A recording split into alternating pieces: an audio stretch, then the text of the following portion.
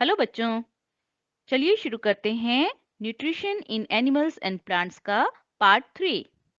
अभी तक बात हुई सर्कुलेटरी सिस्टम इन एनिमल्स।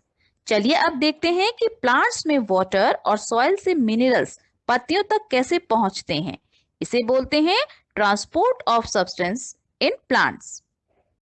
ये तो हम जानते हैं कि फोटोसिंथेसिस से प्लांट में फूड बनता है, पर फोटोसिंथेसिस के लिए वाटर की जरूरत होती है और लीव्स को ये वाटर कहाँ से मिलता है?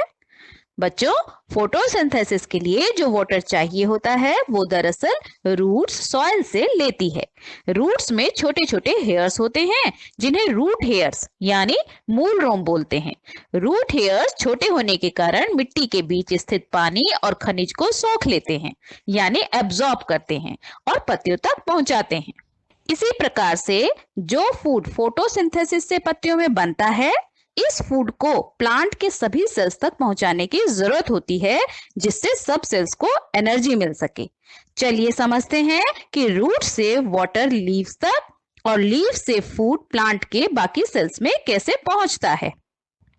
यदि हम एक पेड़ के तने को काटें तो कुछ इस तरह का दिखेगा। ये अलग अलग पेड़ों में थोड़ा अलग अलग दिख सकता है। समझने के लिए इसको हमने 1 से लेकर 7 तक नंबर दिए हैं। यहाँ हम पहले देखते हैं 2 और 3 को। इस लेयर को बोलते हैं जाइलम, जो कि वेस्कुलर टिश्यूज की बनी है।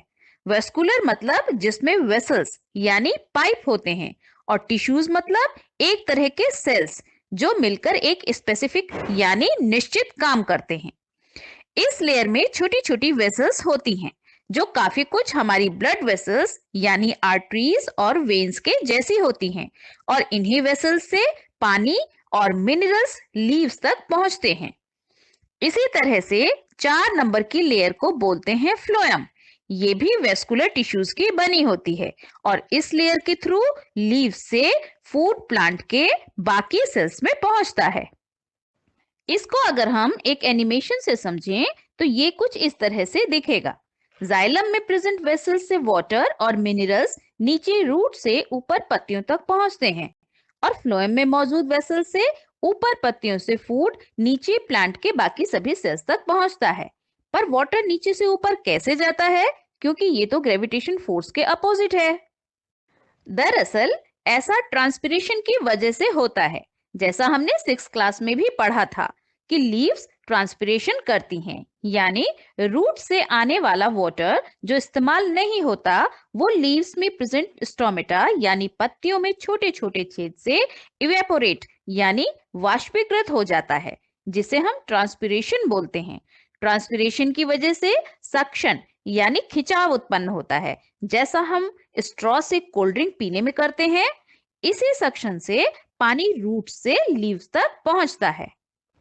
तो बच्चों, आज हमने देखा कि एनिमल्स और प्लांट्स के सेल्स में ऑक्सीजन और फूड कैसे पहुंचता है, साथ ही बॉडी से वेस्ट मटेरियल कैसे बाहर निकलता है, जिसे हम बोलते हैं सर्कुलेटरी सिस्टम।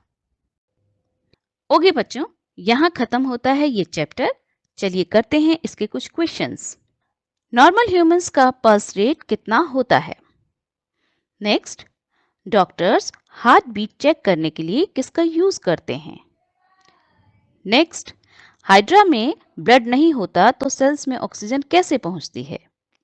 नेक्स्ट, हमारी बॉडी में कौन सा ऑर्गन वाटर, यूरिया और टॉक्सिक्स बाहर निकालता है?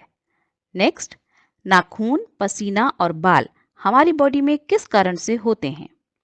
नेक्स्ट, कौन से टिश्यूज वाटर और मिनरल्स को रूट्स से लीव्स तक पहुंचाते हैं? नेक्स्ट, कौन से टिश्यूज फूड को लीव्स से रूट्स तक पहुंचाते हैं? ओके बच्चों, मिलते हैं नेक्स्ट चैप्टर में। Thank you.